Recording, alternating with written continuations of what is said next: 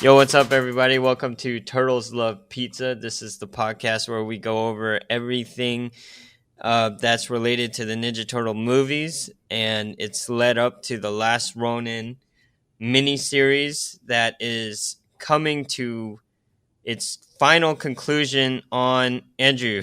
Do we have the date? April 27th, All right, April 27th. I So think. that's when we're going to buy the last issue and actually record as well. But before we get into Andrew, Yo, I just got to ask, did you buy anything this week? I did not. Did you buy anything this month? Maybe. Did you pre-order something you shouldn't have pre-ordered? We're not talking about that right now. Oh, just give us a clue. So NECA came out with their own turtle van, which is very accurate to the cartoon, right? In all the images Yes. of the prototype they sent. So Yeah. I may or may not have pre-ordered that. And I do remember you sent me a link to another Ninja Turtle van, and you told me this is a knockoff. So are you Yes. glad? Are you glad you did not put money into that one? Kind of, and also not. So there's 3 turtle vans right now. So Super 7 has one. That's like the $500 one. It looks pretty awesome. NECA has one that's only $250, and then another one, I think it's called the Tortoise Fan or something because it's not an actual licensed Ninja Turtle product. And I think that one's like $200. But they all look really good, and they all have their pros and cons. And if I had more money, I'd buy all 3 and then like compare them. But for now, I'll stick with the NECA one because it is probably, in my opinion, the coolest one because it is like cartoon accurate. Uh-huh. Because the Super 7 one is more accurate to like the toys that we grew up with. Like the Okay. Playmates version, Yeah. but like a lot more tricked out. And then the Tortoise Van or whatever is kind of a hybrid of the two. It's more cartoon accurate, but not really cartoon accurate. So Is the tortoise van the one that you showed me? That because I thought that was super expensive. yeah, the Super 7 one's the one I showed you then. Oh, really? Yeah, Super 7, that's the $500 one. That was like the super expensive one. I told you I wasn't going to get that one. Oh, I probably stopped you from that, but No, I I would do spend that money on that one. I do think that the NECA one looks better though. Yeah. This one, I don't remember them. Oh, well, they have really cool details inside. Like they have like a boombox and tape all over the seats. Yeah. So I think that's cool, but I don't really remember that in the show, right? No, they had it. So like depending on the scene, you would see different things inside the turtle van, basically. Oh, okay. Okay, I see what you mean. Yeah. Oh yeah. So the knockoff one is the Underground Arsenal 112 scale Tortoise Van Light. It's Underground $239. $239? Yeah. So it is the cheapest out of the 3. Yeah, I'll go ahead and send you the link for this.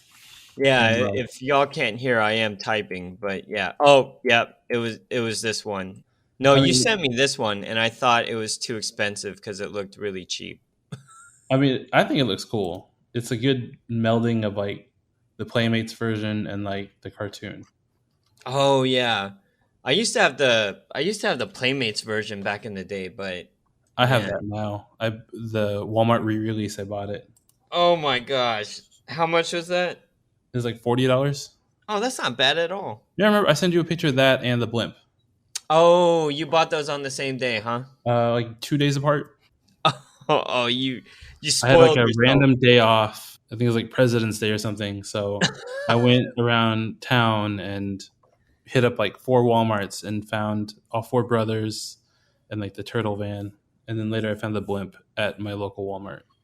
Wow, that's freaking awesome, man. Because of all things, I didn't check my local Walmart first.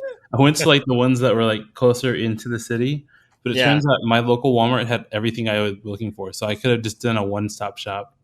That's because you had little faith in your town. You wanted to go to the big city because you. Yeah, pretty much because usually you have nothing, like literally nothing. And then Oh, the one okay. time, like I assumed they had nothing, they actually had everything. So they're just putting one on me. I do wonder, like, who's buying all the NECA stuff at out there right now? Like, Scalpers. what is the age gap? You know what I Oh, they're mean? Like, people my age. Like I'm part of 3 different Facebook groups that collect different yeah, things, and they're all my yeah, age or even a little bit older. uh And huh. then I didn't tell you I got the Super 7 Thundercats came in. Wait, when did you start collecting Thundercats? Well, I pre-ordered these like over a year ago. Super 7's really slow on their pre-orders. Huh. So yeah, so I got Mumra, I got Panthro, and I got Lion-O. I didn't know you were that much into Thundercats. Thundercats, like before Ninja Turtles came out, Thundercats was my jam. Yeah, I remember the show. It's like Thundercats and He-Man, but He-Man, and then Ninja Turtles came along and it just replaced everything. okay. So before we like do a deep dive into all this, which we can come back to later. Actually, we already did a deep dive. Whatever. So, Andrew, what did we read? The Last Ronin, issue number 4. What's the name? Does this one have a name? Oh Like a special issue number 4 subtitle, blah. no, it just says IDW issue 4. Oh, okay. Yeah, I just opened it. It has no other name. Okay, cool. And before we continue, I made a habit of this. Did you talk to your mom about this issue? No, I did not. Oh, She okay. has no idea this exists. If I brought it up to her, she'd probably think I was crazy. But would she ever ask you to read it to her? No, never. Okay, now I have a new question. Would you ever let your daughter read this One day, one day? I mean, she already loves books, so hopefully she'll love comic books when she gets a little bit older. Okay, so you're not opposed to your child reading comic books No. because Asian parents are kind of like that. So I was Well, I mean, you read comics and you're Asian. no, well, my mom did not like it, and every time I bought one, she hated herself. I could tell like she did not want to perpetuate this habit. Well, I am a nerd and I will pass my nerdiness on to my child. All right, good to hear. So will I. Okay, let's continue. Andrew, Yo, can you give us a quick plot description? this is the last Ronin number 4, and in this issue is basically one long flashback for the most of it. Okay. Because it picks up right where the action starts with them storming Baxter's like island fortress or whatever, and then it Mm-hmm. goes to a flashback of Michelangelo starting to train Casey, and then we go up to the plan of, or then we actually find out that Casey is part mutant because April's like, "You guys infected me when we hung out all the time," which is Yeah. kind of weird, but I guess it also tracks. And so Mikey feels bad about it, but they created a superhuman, so I guess he shouldn't feel that bad about it. Yeah. And then we get the even further flashback of Mikey going to see what happened to Splinter and Donatello. Mm-hmm. And then we get another flashback from there of what actually happened to Splinter and Donatello. They get ambushed Right.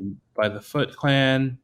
And I have to say, like, I really like the way they draw Splinter in this because it's very Yes. kind of reminiscent of like the cartoon Splinter, but more realistic looking. Yep. And I like, honestly, since NECA is creating the last Ronin figures, I'm really excited about like the Splinter figure and then Donatello in like his armor and everything. Yeah. I really hope they bring like all the, even like with Raph and like his little commando outfit, things like that. It's Yeah. gonna be amazing. But yeah, like Splinter and Donatello just go out fighting, guns blazing, and it Mm-hmm. looks amazing. It's a sad story, obviously. And Mm-hmm. then we go back to Mikey finding out that now he's the last Ronin, so he kind of goes off on his own. Then we go a little bit further into the previous flat. This is like a story within a story. It's like a Russian nesting doll of a Yeah. comic story. And Yeah. so Mikey has told April the story of how he became the last Ronin, basically. Mm-hmm. And then we get into them preparing and then going assaulting Baxter Stockman's compound. And then finally, we're caught up to the present. And they use Fugitoid to take out Baxter Stockman. And Baxter Stockman looks weird. Yeah. Like, I'm trying to like pinpoint what I think he looks like. Like he kind of looks like the Swamp Thing and like Iron Man put together. That's Well, kind of what he looks like. he kind of reminds me of Cyborg a Yeah, little a bit. little bit like Cyborg Yeah. too, definitely. So that's what he looks like, and they take him out, and now the last thing to do, and then like the people of New York are also like, "Hey, these stupid robots are down." So now the last thing to do is take out the big guy. And what's the final image? The final image. Well, do you mean like the to be concluded or the next issue image? Oh no, to be concluded. So they're kind of walking away from the battle, and it sounds like Mikey doesn't want to fight. Hmm. He says, "And not at the price I'm willing to pay anymore." Right. And I think we'll get into this a little bit, but before we do, any okay, you kind of mentioned the whole Donatello flashback. That was kind of my favorite part. What about you? What were your favorite parts? I definitely like when Mikey's kind of challenging Casey just to see Okay. what she can do, and he's just like owning her, which Yeah. is kind of funny because if you think about like Michelangelo's character, like in the cartoon or in the movies, things like that, Mikey would have been that person that gets owned. Like if they were Yeah. fighting someone else, if they were like fighting like Leo or Raph or Yeah. anyone, like, he'd probably be the one getting owned. And now like it shows his development now that he really is a master of his craft and he Mhm. deserves to be called a sensei. Okay. I completely agree. That's not my favorite part. My favorite part is still Donatello and Splinter. That portion. Oh yeah, that was like the drawings in this are amazing. Yeah, The way they completely drew agree. everything was just amazing. So the only reason why it's not my favorite part is just because it's so sad at the end. Yeah, I agree. But here's the thing I want to bring up to you. Now, we kind of talked about last issue. Last issue was not either of our favorites, right? Right, Because basically we were saying how Leo got like the short stick pretty much. right. So in my mind, if you actually flip Donatello and Leo, I think it would have been much better in terms of Leo's character and in terms of Dawn protecting Honeycut or Honey. What's his name? Honeycut. Professor Honeycutt or Yeah, Professor Fugitoid. Honeycutt. So I think that would have been a better matchup, I totally rather agree. yeah, rather than the other way.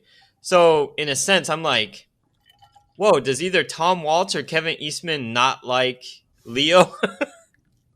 I mean Leo is the most boring out of the four Right. I because like agree. Raph is all the angst, Danto is smart with all the gadgets, Mikey's the fun one, Leo is like the boring leader. So But you agree with my assessment, right? If you oh, I flip the totally two. agree. Yeah, Yeah. So, man, now that I think back on it, because the one Ninja Turtle that's always with Splinter and always looks for Splinter for advice is always Leo as well, because he's the leader. yeah.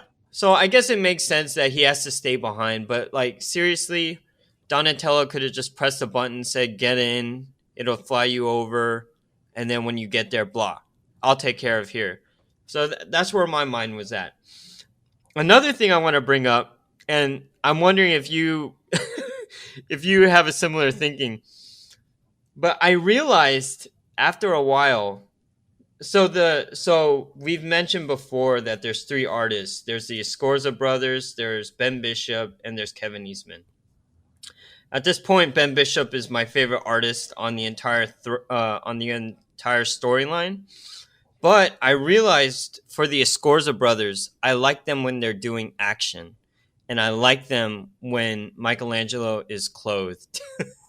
Oh yeah, he was pretty naked in this one. Dude, he's naked in a lot of them, and he looks more weird without like the hoodie. Yeah, he Like, has like no mask, no nothing. He's just naked. yeah, and I'm normally not a prude about these things, but yeah, I was kind of like, whoa, you guys are flaunting his his physique a little too much. But altogether, this is like a super vast improvement from the previous issue. Yeah, I agree totally. And it is making me really anticipate the final issue, which has taken forever. And I don't know. Like last week we kind of, or last time we recorded, we kind of talked about ideas. Do you think any of your ideas changed based on rereading this issue? No, I think I'm still kind of. I think Mikey might live though. rereading this one just because he's like Casey's sensei, Uh-huh. and that kind of means something. And I don't think they would just kind of throw that away. Yeah. Because you've even mentioned like imagine if she had 10 years of training, right? That's what one of the Ghost Brothers says to him is imagine if she had 10 years of training. So I think Mikey's gonna live and be her Splinter basically. Yeah, that would be cool, but like I would if that happens, I would like to see some battle scars and some additional damage on Michelangelo. Have him lose a leg. Yeah, and have Splinter's little staff so he goes like full circle in terms of sensei. I think that would be It's like cool. Huh? yes, like hobble around. Yeah. And then he grows like a tail. You know how turtles all have tails? Yeah, his tail grows longer. Yeah. Okay, so oh man, I did have something I wanted to ask you. Give me 1 second. It's right at the tip of my tongue. So I'm opening up the book right now. Okay, I wanted to bring this up because you brought it up first. I want to bring up Casey Jr. real quick. Okay. So we find out that she's a mutant, right? Yeah. Or she's somehow mutated in her genetics. So what April says is, I hang out with you guys way too much, right? Yeah. So what are your thoughts on like just the fact that if they're around humans that just they can transfer that mutation? Yeah, that's kind of weird. I maybe like if it was radiation, I would understand. Yeah, it was the ooze radiated. I feel like there's some episodes of the TV show that say it and some that don't. Yeah, I guess it depends on what canon we're following. Yeah, but I think if in terms of the movie, I think it is a little radiated because it kind of glows. It's green. It's thick. Yeah. So if that's the case, I guess that could. But it also brings up a issue like, is that kind of like communicable? Because they're around a lot of, I don't know, other animals in the sewer. Do you think I'm surprised like nothing else got like, you know, affected. Well, you don't know that it didn't get affected. Oh yeah, that's true. That's true. Okay. So maybe Another like some of huh? the other humans they hung out with also have like mutant kids, and then they're the ones that are going to form the new Teenage Mutant Ninja Turtles. That would be cool. Like if Kate well, hold on. So let me go back. What are your thoughts of Casey Jr. from this issue? She would definitely be a Raph. Yeah, I can see that. Yeah, But they were forming a new Ninja Turtle. She would be the Raphael. do you think she kind of improved in this issue in terms of characterization? I don't know, maybe a little. She still had that kind of angsty, bratty kind of vibe to her, Yeah, right? she's still kind of annoying. Yeah. Do you think it's because we're getting older? No, I think that's just the way that they designed the character because she's impulsive and she's a kid. She's very much like Casey Jones's daughter. Yeah, that's true. That's true. Okay. Well, I think another thing that I was going to bring up is I think it's interesting how what's his name? Oh, Oh, what's his name? Oroku Hiroto. Oroku Hiroto. Yeah. So I think it's interesting how there's like kind of like a power struggle between him and Baxter Stockman, but he allows Baxter Stockman to own all of his technology and all of his power sources.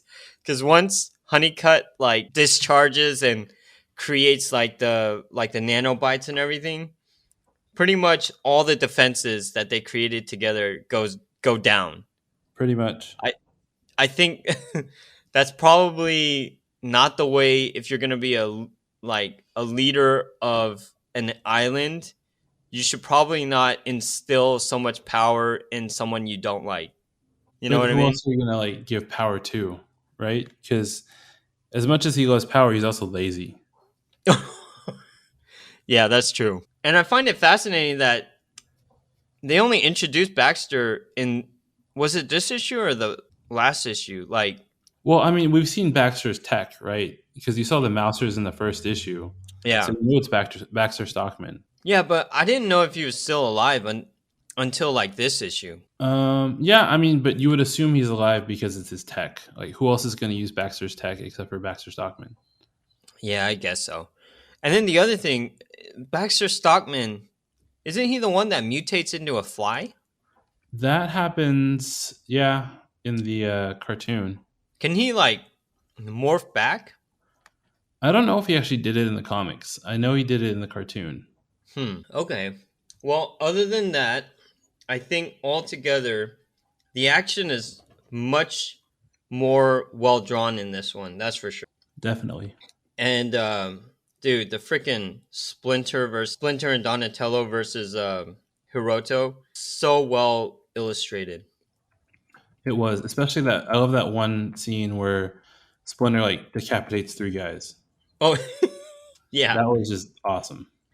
I think it's awesome when he throws the blade and then it hits Hiroto like in the chest. And the only reason he survives is because he's a little douche and he wore extra armor. Pretty much. But it's like it looks so freaking cool because Donatello has all these arrows on him and he's still fighting. Yeah, Ben Bishop is wonderful. And yeah, anything you did not like. No, I liked it all. Okay, so why don't we do this? So we've already scored the first three issues. What would you give? How many pizza slices would you give this one? How many are we doing? What's the top 5. five? I would give this one a 5. Really? Yeah, The RAF one is still a 5 for me. that can still This be a one, 5, and this can be a 5. no, well, yeah, you can double up. I'm gonna go with a 4 on this one, but I still really enjoyed it, and it's definitely much better than the second or the third issue. And yeah, I'm super excited for the last issue. Me too. So before we call it a day, call it a night, Andrew. So me and Andrew have kind of been talking about what we're gonna do next, and why don't we lay it out a little bit? So Andrew, what did we what did we discuss doing for the upcoming episodes? So the next issue should be the last Ronin number 5. And then after that will be the TMNT annual 2022 by Junie Ba. Okay, awesome. Anyways, before we go, Andrew, Yo, anything else on your purview in terms of purchases? not at the moment. I need to cut back. Yeah. It has been an expensive few months with Holothon and all of NECA's stuff that's been coming out. I did not get my cartoon version of Toko and Razor. I did have the opportunity to buy it, but I didn't buy it. So I'm keeping my eyes out. Hopefully it comes up in Target sometime. Uh-huh. I might pick it up, but everything else I got like Metalhead, I got the Glow in the Dark Muckman, I got the 4-pack of the Brothers, Uh-huh. I got Fugitoid. I also got the signed Fugitoid for some reason. It was just there, and I was like, I'm gonna just get it. And I asked my wife, and she's like, yeah, just go Who ahead. signed it? Kevin Eastman. Oh. Wait, was this at a Comic-Con thing? No, so there's a signature edition of the Fugitoid figure that came out, and so Kevin Eastman signed like a set number of them. Oh. Dude, that's going to be worth a lot. I mean, it's not like there's only like 5 in the world. There's like a bunch of them. Oh, okay. And it's just like a little card inside of it that he signed. It's not like the box itself is signed or anything like that. So as long as I keep it, so my plan is to keep that one in box, and then one day when I finally have room to display everything, I'll take the other Fugitoid out of box and display him. That sounds like a good idea. Yes, but I need a display case first. That can be further discussed. Do they have like a display case that's all decked out in Ninja Turtle? No, you can buy some like off Etsy and stuff. These dioramas Yeah. that people do. Most people make their own dioramas. Uh-huh. And people are really talented. Like I've seen some amazing ones, especially in like my Facebook groups. Yeah. These artists, they are take it to the next level. Would you do that? NECA has their own diorama, but it's just okay. Mm. But I wouldn't invest in it personally. I mean, from from what I know about you, Andrew, you're quite a skilled artist. Would you try to do something for If I your own? had if I had time, And do you have enough room for a display case yet? I do not. So it might be a little bit of time before I start displaying things. I gotcha. I gotcha. But I'm excited for you because you've got a pretty good collection, man. I do have a decent collection. Uh huh. My wife is asking why there are so many boxes of things around the house. Oh, So, seriously? so I need to find a better place for them. All right. Well, and don't forget, at the end of the year, it has that Ninja Turtle video game pack, right? Yeah, I'll probably get that. I'm more interested right now about that Revenge of Shredder that's supposed to come out later on. They What's actually, that? you sent me that video earlier today. Oh, yeah, It's the new game. It's like based on it. It has like the 80s 90s feel, like the yeah, arcade feel of it. yeah. But I don't think they've set a release date for that one yet. Oh, okay. And then on top of that, we have been thinking of pulling the new Teenage Mutant Ninja Turtles. There's a new storyline. What's that one called? Armageddon. Yeah. So I've already included that in my comic book pool. When does it start? I have no idea, so we'll see. Because I But haven't yeah, seen you anything. guys out there that are listening, there is a lot of Ninja Turtle content, and our first season is almost over. It's going to end with the Juniba Annual 2022, but following into our second season, we're going to have a quick intermission, and I'm pretty excited about that because the Ninja Turtles is a lot of Andrew and my childhood, but Andrew still loves it like a lot. I do too, but not on the level of Andrew. But our intermission is going to be something that I dig like hardcore, and we'll mention it after we finish our last episode of the Yeah. first season. And I'm looking forward to it too because it's definitely another part of my childhood. Oh yeah, 100%. But yeah, Andrew, thanks for joining me on this episode. As always, it's been a pleasure. And next episode, we will have the final issue of TMNT number 5. You mean the last one in number 5? Oh, yeah. The last Ronin number 5. So you guys tune in. And yeah, thanks for joining us tonight. And we'll talk to you soon. See ya. Later. Cowabunga! Don't do that.